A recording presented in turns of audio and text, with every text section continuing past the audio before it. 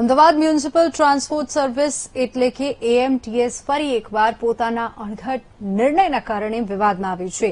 એક બાજુ એએમટીએસ દેવાના ડુંગર નીચે ડૂબેલું છે, તો બીજી બાજુ એએમટીએસમાં અધિકારી હોવા છતાં પણ નવી ઇલેક્ટ્રિક બસનું સંચાલન માટે પીએમસી એટલે કે પ્રોજેક્ટ મેનેજમેન્ટ કન્સલ્ટિંગની નિમણૂક કરવામાં આવી છે. દિલ્હીથી લાવવામાં આવનારી 100 બસ અમદાવાદ સુધી પહોંચે અને તેની સબસિડી મળી રહે તે સહિત કુલ 15 કામ માટે દર મહિને 4 લાખ રૂપિયાનો ખર્ચ કરાશે અને આ કામગીરીના સંચાલન માટે હોરિઝોન ગ્લોબલ સોલ્યુશન કંપનીની નિમણૂક કરાઈ, જે 1000 ઈ બસના સંચાલન માટે 2 વર્ષ સુધી માસિક 4 લાખે લેખે રૂપિયા 96 લાખનું અણઘડ કરશે તે નક્કી છે. એએમટીએસના સત્તાધીશો પોતાના નિર્ણયને જનતા માટે લાભકારી ગણાવી રહ્યા છે, તો વિપક્ષે તેના પર સવાલ ઉઠાવતા કહ્યું કે કોર્પોરેશનની સ્થિતિ દેવું કરીને ઘી પીવા જેવી છે.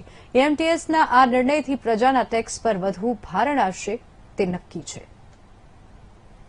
આજની ટ્રાન્સપોર્ટ કમિટીની મિટિંગમાં જે 1000 બસ અમદાવાદ મહાનગર માટે આવવાની છે, એના માટે જે પીએમસી નક્કી થઈ છે, horizon global solution LLP company છે, એને પીએમસી તરીકેની નિમણૂક આપી છે.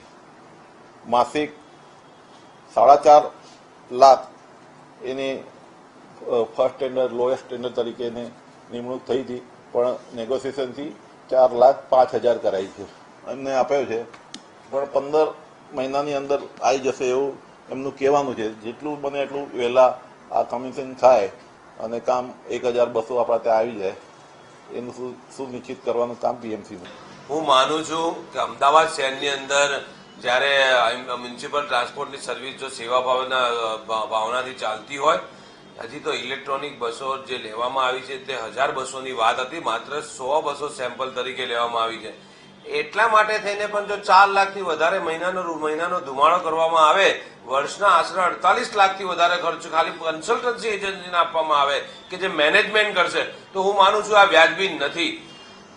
કેવા કોન્ટ્રાક્ટર કેવા મળતિયા એજન્સીઓ વાળા છે કે જેને કોના કહેવાથી આ પ્રકારનો લાભ આપવામાં આવે.